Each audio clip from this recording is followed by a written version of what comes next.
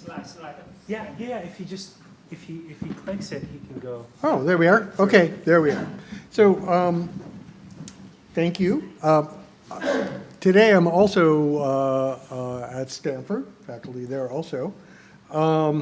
And we just put together a book that's relevant. It's free, it's online.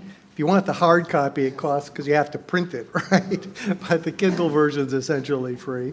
And it's by a bunch of interesting people. So Condoleezza Rice was Secretary of State, Provost at Stanford. Nate Persily is the person in charge of legal apparatus for the national election. So he is in charge of certifying elections.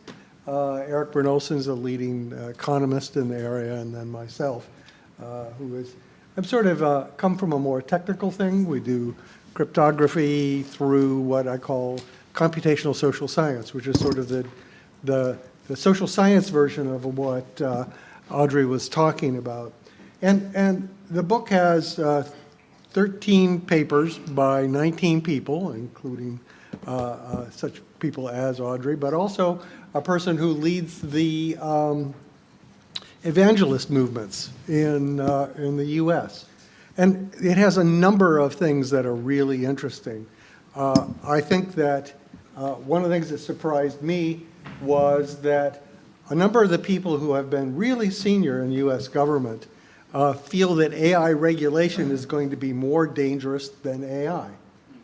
And the reason is because it will tend to freeze government so that it isn't innovative, and that it will impose costs that favor the hyperscalers and diminish innovation. That's really interesting to sort of think about. Some of them essays are really eye-opening. Another example, and this has to do with religion. Pointing out that if you have a sort of generic definition of religion, then all of the sort of technocratic stuff you see coming out of Silicon Valley is a religion. So is unbridled capitalism. And it really helps to be thinking about these different sort of advocacy groups as a type of religion. What is it that's the core of that?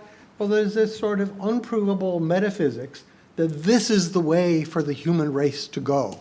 But it's impossible to prove a priori, but it also is not clear that there's evidence in that regard. And so one needs to use that as an interesting filter to think about all these things. There is a fair amount of belief that we've heard here is that AI may offer a way for us to take our 1780 operating system and update it, and that we desperately need to, because the fundamental element of society is connection, as Audrey said. And that used to be, you had to like get some food, get on a horse, ride for 3 days, and go talk to the person, right?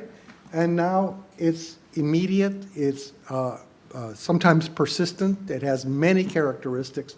It has feedback loops that result in dominant voices which drive everything in a way that was never possible previously. And so we need to update our operating system to be resistant at least to that. The good news is that we little scientists in social science have sort of figured out that there are good ways to deal with misinformation. It turns out if you do polling of people, random polling, you can identify misinformation really pretty quickly. And fairly accurately. In some places they'll disagree, and those are places of debate. They're particularly interested. We did a thing on polarization where we showed that what Audrey calls the face of the crowd, just showing that to people dramatically depolarizes people in America. It's a very large-scale experiment.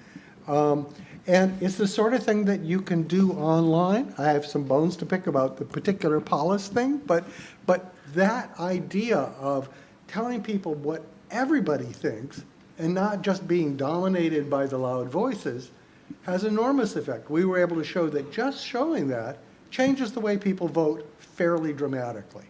They move towards the consensus. Not completely, but really very substantially. And then the final thing that is, I think, sort of surprising is that among the legal authorities, the government authorities, international, there is a sense that the key thing for AI is having open, transparent audit trails. Something that anybody can ask, is this biased? Is this doing what we want? And those have to be immediately available to anybody to be able to look at, because the technology moves so fast, and we have these sort of second-order effects that are hard to or impossible to anticipate. And so that is, from my point of view, one of the major priorities. How do we build audit trails so we can ask about bias, about other sorts of effects? An interesting thing, as I think I mentioned earlier, Tuan had set up something with the Club de Madrid, which is all the prime ministers and presidents of democratic countries, and the EU regulators talking about AI and democracy. And I was advocating for audit trails, and I was accused of being too Anglo-Saxon.